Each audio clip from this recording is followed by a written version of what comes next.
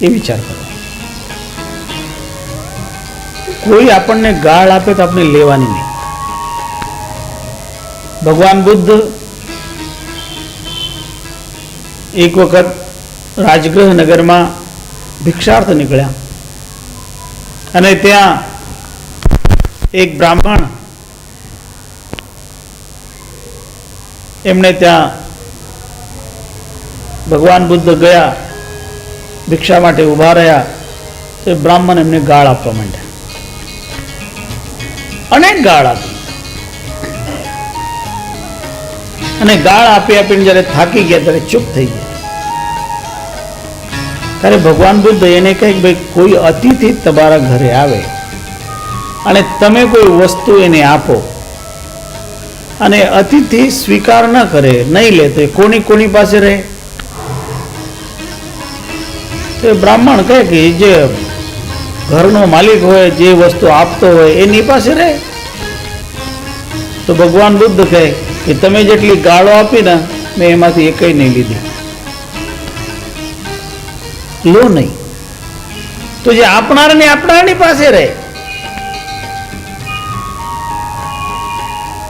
આપણા દેશમાં સ્વામી રામતીર્થ નામના એક બહુ સારા મહાપુરુષ થયા. એક વખત અલ્હાબાદમાં કોંગ્રેસનું એક અધિવેશન ભરાણું અને એ કોંગ્રેસના અધિવેશનમાં પંડિત મદન મોહન માલવી, મોતીલાલ નહેરુ અને બધા મોટા મોટા ત્યાં અધિવેશનમાં હાજર હતા અને એમાં સ્વામી રામતીર્થ પણ પહોંચ્યા. સ્વામી રામતીર્થ પહેલા ગણિતના પ્રોફેસર હતા લાહોર, અને એ જ્યારે ત્યાં પહોંચ્યા એ તો સંત સંન્યાસી થઈ ગયા હતા. એટલે એક દિવસ પંડિત મદન મોહન માલવી અને મોતીલાલ નહેરુ ને બધા સાથે સાથે ગંગા ઘાટે ફરતા હતા. તો એક જગ્યા ઉપર થોડો કાદવ હતો. એ કાદવમાં સ્વામી રામતીર્થનો પગ પડી ગયો અને એમના પગમાં ચાકડી હતી, ખડાવ હતી. તો એ ખડાવમાં તો કોઈ ખૂંટી હોય ને, ખૂંટી માત્ર અંગૂઠાની અને આંગળીની વચ્ચે પકડાતી હોય, તો એ ચાકડી તો કાદવમાં ખુસી ગઈ એટલે એમનો પગ નીકળી આવ્યો. પગ આગળ પડ્યો તો એમાં કાદવ લાગી ગયો. તો મોતીલાલ નહેરુ એ કાદવમાં ખૂંચેલી જે ચાકડી હતી એ કાઢે અને મદન મોહન માલવી સ્વામીજીને ત્યાં નદી કાંઠે લઈને એમના પગ ધોય અને સ્વામીજી નિર્વિકાર ઉભા. મોતીલાલ નહેરુ પણ કોઈ નાની વ્યક્તિ નહોતા અને પંડિત મદન મોહન માલવી કોઈ સામાન્ય વ્યક્તિ નહોતા. બે પગ ધોએ છતાં સ્વામીજીના મનમાં કોઈ વિકાર. એ સ્થિતિ છે નિસંકલ્પ. ગમે તેવી વ્યક્તિ ગમે તેવી પ્રશંસા કરે તો પણ કોઈ વિકાર ના આવે, બહુ પોરસાય નહીં, અને કોઈ ગમે તેટલી ગાળો આપે તોય પણ કોઈ રીતે ચિંતિત થાય નહીં. એ જે અવસ્થા છે એ મનનો નિસંકલ્પ બનાવવાનો છે. મનને બિલકુલ શાંત કંટ્રોલમાં રાખવાનું, અને એવી રીતે જે મનને કંટ્રોલમાં રાખી શકે ને તે જ સાચી રીતે આ સાર જ્ઞાનનો અધિકારી બની શકે છે. એટલે શીખવાનું છે, મનને કંટ્રોલ કરવાનું શીખવાનું છે. અને જ્યારે આ મનને કંટ્રોલ કરવાનો આવી જાય તો એના માટે આ સરળ બની જતું. એ સદગુરુ કબીર સાહેબ આગળ આપણને સમજાવી રહ્યા છે. યથૈ કસ્મિન સ્તરૌ સંતિ શાખા પત્ર ફલાનિ ચ યસ્ય યત્ર ભવેત શ્રદ્ધા તેન તત્ પ્રાપ્યતે ચ વૈ. જગતમાં જેની જેવી શ્રદ્ધા એને એવું પ્રાપ્ત થાય. શ્રદ્ધાવાન લભતે જ્ઞાનમ યત્પર સંયતેન્દ્રિય જ્ઞાનમ લબ્ધ્વા પરામ શાંતિમ નચિરેનાધિગચ્છતિ. શ્રદ્ધાવાનને મળે. શ્રદ્ધા જગતમાં લોકો જુદી જુદી રીતની કરતા. કોઈની સાત્વિક શ્રદ્ધા હોય, કોઈની રાજસિક શ્રદ્ધા હોય, કોઈની તામસિક શ્રદ્ધા હોય.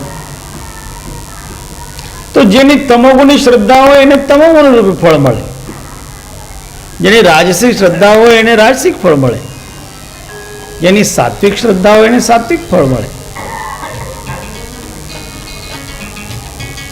થોડા વખત પહેલા આપણે અહીં ન્યૂઝ હતા કે એક વ્યક્તિએ ધનની લાલસાથી મેલડી માતાના મંદિરમાં પોતાના બાળકોના માથા વધેર્યા હતા. ન્યૂઝ હતો. અને એને કોઈએ કહેલું કે એના જે ભુવા હશે ને એને કહેલું કે ભાઈ માતાને તો લીલા નરિયેળ વધેરાય. કહેલું લીલા નરિયેળ. અને લીલા નરિયેળ હતા એને માનેલું કે આમ દીકરાઓના માથા. અને એને આ અત્યધિક તામસી વૃત્તિ, અને તામસી વૃત્તિ એને દુઃખી જ કરે, કારણ તમો ગુણનો પ્રભાવ દુઃખ છે. એટલે તામસી શ્રદ્ધા તો રાખવી પણ ન જોઈએ. તામસી શ્રદ્ધામાંથી અજ્ઞાન ત્યાં પ્રગટ થતું હોય છે, અજ્ઞાનમાંથી તામસી શ્રદ્ધા પ્રગટ થતી હોય છે. અને અજ્ઞાનમાં જ અંધશ્રદ્ધા, તામસી શ્રદ્ધા એટલે અંધશ્રદ્ધા સમજો. અને અંધશ્રદ્ધા વ્યક્તિને દુઃખી કરે. એટલે જીવનમાં કોઈ રીતે પણ આંધળી શ્રદ્ધા નહીં રાખવી. શ્રદ્ધાવાન બનવું, પણ વિવેકયુક્ત શ્રદ્ધા રાખવાની. તામસી શ્રદ્ધા કરનારને દુઃખ જ મળે. રાજસી શ્રદ્ધા રાખનારના ચિત્તમાં ચંચલતા રહે. સાત્વિક શ્રદ્ધા રાખનારનું ચિત્ત શાંત રહે. સાત્વિક ભાવ જીવનમાં કેળવે.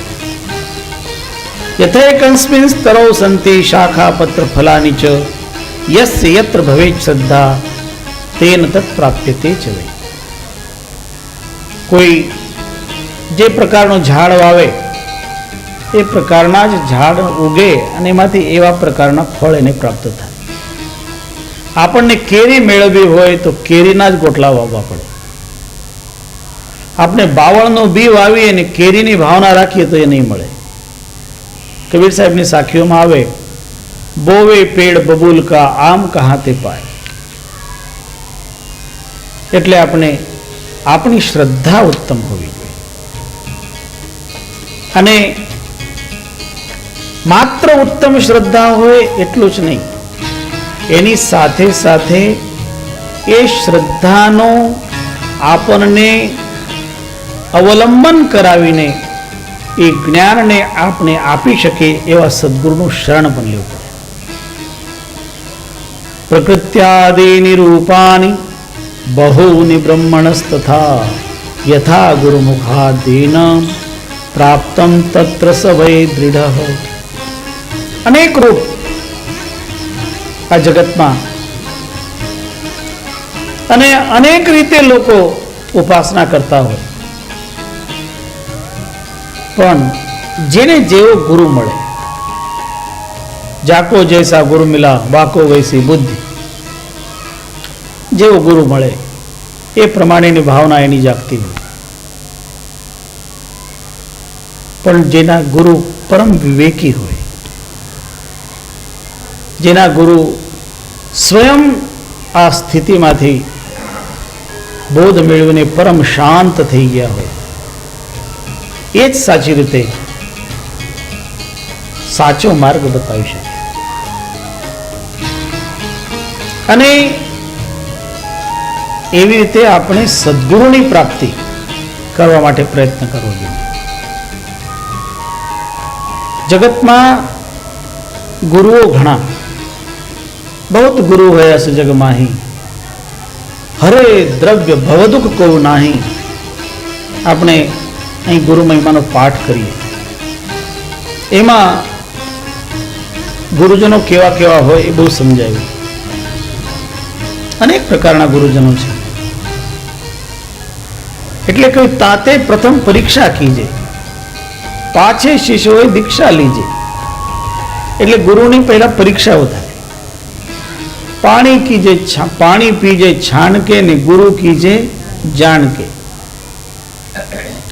કારણ ગુરુ લોભી હોય અને ચેલો લાલચી હોય. દોનો ખેલે દાવ. અને પછી શું થાય? પછી બે જાય, સંસાર સાગરમાં ડૂબી જાય, ચડી પાથર કિનાવ, એવું થઈ જાય. જાકો જૈસા ગુરુ મિલા. સદગુરુની શોધ આ જગતમાં જરૂરી છે. જેવી રીતે શિષ્યને ગુરુની શોધ કરવી પડે ને, એવી રીતે ગુરુ પણ શિષ્યને ગોતતા હોય છે. આ બે પરસ્પર છે. કારણ એવું છે કે ગુરુને એની પાસે જે છે એ કોઈને આપવું છે. આપવું તો છે જ, પણ આપનાર આપે છતાં લેનારનું પાત્ર બરાબર હોવું જોઈએ, તો એના પાત્રમાં એ ટકે.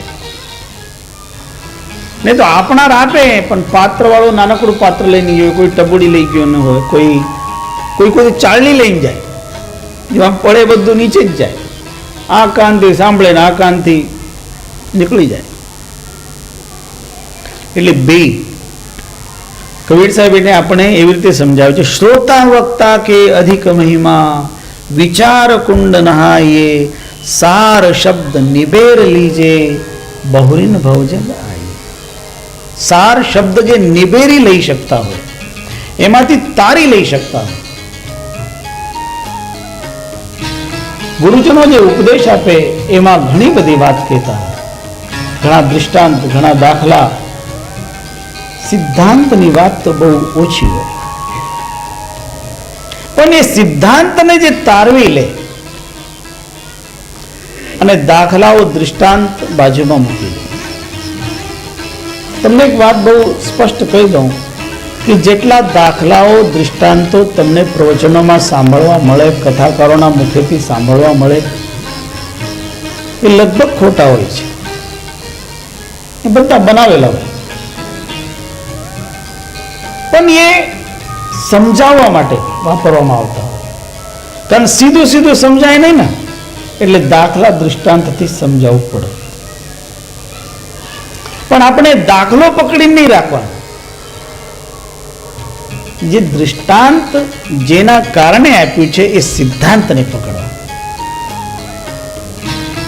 એટલે સદગુરુ પણ ધર્મદાસજીને અનેક દૃષ્ટાંતો આપીને સમજાવે, અને એમાંથી સાર લેતા લેતા તો શીખવું પડે. એ તત્કાલ નથી પકડાતો, ધીમે ધીમે ધીમે પકડાય. એટલે વારંવાર સત્સંગ કરવો પડે છે, વારંવાર સાંભળવું પડે. આપણે અનેક વાર સાંભળીએ તો થોડું થોડું ખુલતું જાય. આ હોય છે, બધું એક સાથે નહીં ખુલે. એક જ વાક્ય છે, એક જ વાક્યના જે અર્થો બનતા હોય, એ અર્થો નવા પ્રત્યેક અવસ્થા પ્રમાણે જુદા લાગે. ગુરુ પણ જુદી જુદી જગ્યાએ જુદી જુદી રીતે એને કહે, અને શિષ્ય પણ જુદી જુદી રીતે સમજતો જાય. પછી એમાંથી એની જેમ જેમ સમજણની વૃદ્ધિ થાય, જેમ જેમ એની ભૂમિકા જાગૃત થાય,